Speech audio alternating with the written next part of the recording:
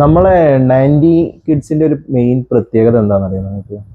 ഇപ്പൊ നിങ്ങൾക്ക് കുറച്ച് കാലമായിട്ട് മനസ്സിലായിട്ടുണ്ടാവും, അല്ലെങ്കിൽ കുറച്ച് ദിവസങ്ങളായിട്ട് നിങ്ങൾക്ക് മനസ്സിലായിട്ടുണ്ടാവും. ഒരു എന്താ പറയാ, ഒരു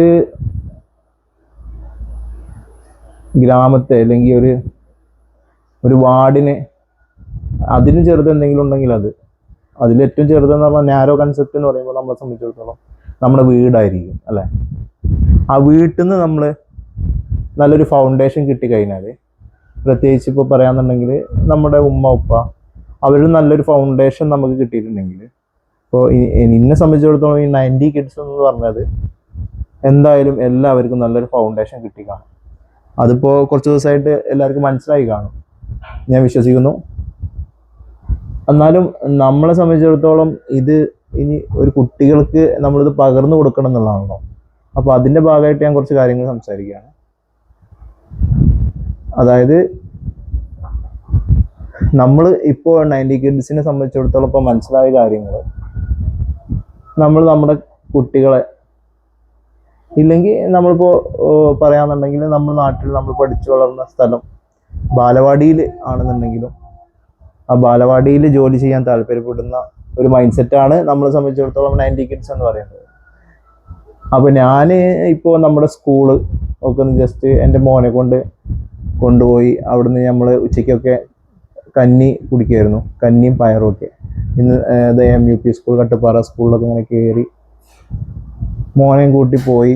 മോനെ അവിടെ ഇരുത്തിയിട്ട് അവിടുത്തെ പച്ചക്കറീൻ്റെ കാര്യങ്ങൾ സംസാരിച്ചു. അവിടെ നല്ല ക്യാൻറ്റീനിൽ വർക്ക് എടുക്കുന്ന നല്ല നല്ല ചേച്ചിമാരും കാര്യങ്ങളൊക്കെ ഉണ്ടായിരുന്നു. അപ്പോൾ അവരോട് ഇങ്ങനെ സംസാരിച്ചിരുന്നപ്പോൾ മനസ്സിലായത് എന്താ വെച്ച് കഴിഞ്ഞാൽ, നമുക്ക് എന്തായാലും നമ്മളിപ്പോൾ എത്ര കഷ്ടപ്പെട്ട് കഴിഞ്ഞാലും ചിലപ്പോൾ ചില ആൾക്കാർക്ക് അത് 30 ആവാം, ചില ആൾക്കാർക്ക് 31 ആവാം. 90 കിഡ്സിനെ കുറിച്ചിട്ട് ഞാൻ പറയുന്നത്. അപ്പോൾ ഈ 30, 31 എന്നുള്ളതല്ല, ആ 30, 31 എന്നുള്ളത് വേണമെന്നുണ്ടെങ്കിൽ ചുരുക്കി 1 വയസ്സ്, ഇല്ലെങ്കിൽ 2 വയസ്സ്, 3 വയസ്സ്, 4 വയസ്സ്, അങ്ങനെ നമുക്ക് വേണമെന്നുണ്ടെങ്കിൽ അതും മനസ്സിലാക്കി കൊടുക്കാൻ പറ്റും. അത് നമ്മുടെ സാഹചര്യങ്ങൾക്കനുസരിച്ചായിരിക്കും. ചില സാഹചര്യം എന്ന് പറയുമ്പോൾ നമ്മൾ ഈ പറഞ്ഞ പോലെ, ഒരു എക്സാമ്പിൾ പറയുകയാണെന്നുണ്ടെങ്കിൽ, എൻ്റെ ഒരു സുഹൃത്തുണ്ട്, ആള് പോളിയോൻ്റെ എന്തോ ഒരു സാധനം കൊണ്ടാണെന്ന് തോന്നുന്നു കാലിന് കുറവും കാര്യങ്ങളൊക്കെ ആയിട്ട് അദ്ദേഹം എന്ന് പറഞ്ഞു കഴിഞ്ഞാൽ അദ്ദേഹത്തെ വൈകല്യത്തെ കുറിച്ചിട്ട് മറന്നിട്ടൊക്കെയാണ് മറ്റുള്ള ആൾക്കാരെ സഹായിക്കാൻ ശ്രമിക്കുന്നത്. അതായത് സ്വന്തം കുടുംബത്തെ, അതിൻ്റെ അപ്പുറം നമ്മളെ അയൽവാസികളെ, അതിനുശേഷം നമ്മളെ നാട്ടുകാർ, അതായത് ഏറ്റവും അടുത്ത നാട്ടുകാർ എന്ന് പറയുമ്പോൾ ഒരു വാർഡിനെ തരംതിരിച്ച് കാണും. അതിനുശേഷമാണ് നമ്മൾ എന്ത് ചെയ്യുക, അടുത്ത ലെവലിലേക്ക് പോകുന്നത്. അതൊരു പഞ്ചായത്ത് ലെവലായിരിക്കും അല്ലേ. പഞ്ചായത്ത് എന്ന് പറയുമ്പോൾ നമ്മളിപ്പോൾ പിൻകോഡ് എടുക്കുകയാണെന്നുണ്ടെങ്കിൽ തന്നെ പഞ്ചായത്തിൽ ഒരേ പിൻകോഡ് തന്നെ പല സ്ഥലത്തും കാണാം. ഇപ്പോൾ നമ്മളെ സംബന്ധിച്ചിടത്തോളം ചേലക്കാട് 67923 ആണെങ്കിലും രാമന്തോള് വരുന്ന പോസ്റ്റും 67323 ആണ്, 67923. അതേപോലെ തന്നെ അപ്പുറത്തുള്ള ചെമ്മശ്ശേരി. അപ്പോൾ ഈ വാർഡിലേക്ക് നമ്മൾ ഫോക്കസ് ചെയ്യുക. അതിനുശേഷം നമുക്ക് വേണമെന്നുണ്ടെങ്കിൽ താല്പര്യം ഉണ്ട് എന്നുണ്ടെങ്കിൽ പിന്നെ അതിൻ്റെ ഒന്നും ആവശ്യം വരില്ല, അതിൻ്റെ അപ്പുറം നമ്മൾ ചിന്തിക്കേണ്ട ആവശ്യം വരുന്നില്ല. അതിനപ്പുറം നമ്മൾ ചിന്തിക്കുകയാണെന്നുണ്ടെങ്കിൽ എന്താണെന്ന് വെച്ച് കഴിഞ്ഞാൽ അതിൻ്റെ ആവശ്യം വരുന്നില്ല. അതായത് ചെറിയ കുട്ടികളെ സംബന്ധിച്ചിടത്തോളം അവർക്കത് മനസ്സിലാവും പെട്ടെന്ന്.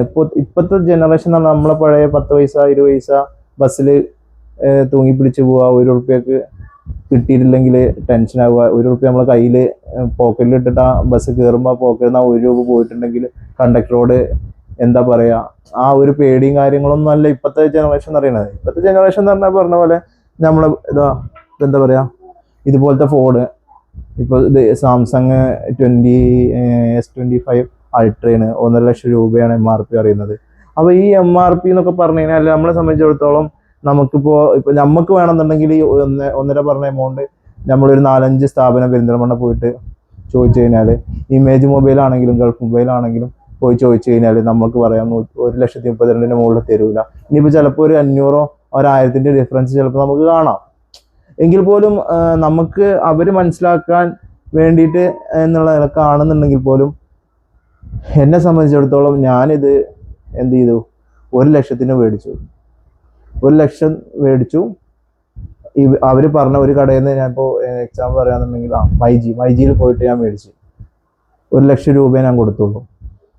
ആ 1,00,000 രൂപ 1,50,000 റുപ്യുള്ള ഫോണിന് 1,00,000 റുപ്യ കൊടുത്ത് വാങ്ങിക്കണം എന്നുണ്ടെങ്കിൽ അതിനുള്ളൊരു കഴിവ് നമുക്ക് ഉണ്ടാകുമ്പോഴുള്ളൂ ഈ പറഞ്ഞ പോലെ നമ്മുടെ മക്കൾക്ക് ആണെന്നുണ്ടെങ്കിലും നമ്മുടെ ഈ നാട്ടിൽ ജീവിക്കുന്ന ചെറിയ കുട്ടികൾക്കാണെന്നുണ്ടെങ്കിലും ഈസി ആയിട്ട് ഞാൻ മേടിച്ച 1,32,000 ഫോൺ 1,00,000 കൊടുത്ത് വാങ്ങിക്കണം എന്ന് കഴിവ് നമുക്കുണ്ടെങ്കിലേ ഉള്ളൂ നമ്മുടെ കുട്ടികൾക്കും ഉണ്ടാവുക.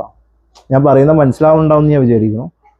അപ്പോൾ എന്താണ് പറഞ്ഞതെന്ന് വെച്ചാൽ 32 സിമ്പിളാണ്. സിമ്പിൾ എന്ന് വെച്ചാൽ 32,000 റുപ്യ ഗവൺമെന്റിന് കൊടുക്കുന്ന എമൗണ്ട് നമ്മൾ എന്ത് ചെയ്യണു, നമ്മൾ വേറെ രീതിയിൽ ഇപ്പോൾ ഒരു ബിസിനസ്മാൻ ആണെന്നുണ്ടെങ്കിൽ നമ്മൾ ആ ബിസിനസ്മാന് GST വഴി കൃത്രിമം കാണിച്ചിട്ട് നമ്മൾ അങ്ങനെ ആ പൈസ നമ്മൾ എടുത്തിട്ട് ആ പൈസ വേറെ എന്തെങ്കിലും നല്ല കാര്യങ്ങൾക്ക് നമ്മൾ ചെയ്യുന്നു. ഇതൊക്കെയാണ് ഇതിൻ്റെ ഒരു സിസ്റ്റം എന്ന് പറയുന്നത്. അപ്പോൾ ആ സിസ്റ്റം നമ്മളെ സംബന്ധിച്ചിടത്തോളം ഒരു വാർഡ്, ഇപ്പോൾ എന്നെ സംബന്ധിച്ചിടത്തോളം നമ്മളെ നാട്ടുകാർ, വീട്ടുകാർ,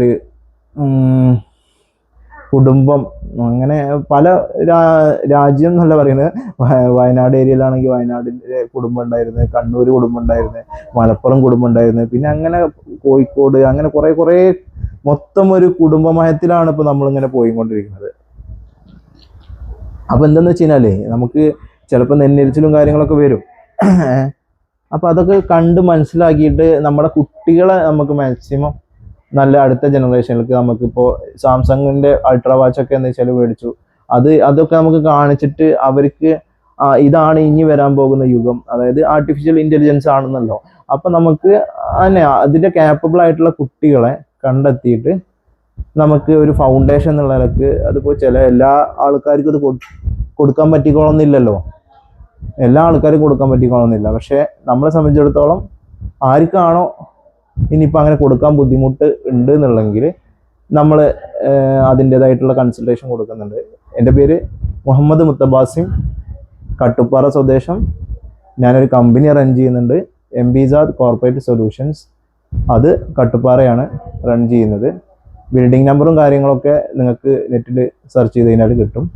ഇൻഷാ അല്ലാഹ് അപ്പോൾ കാണാം. ജയ് ഹിന്ദ്, ജയ് കൃഷ്ണ, ജീസസ്.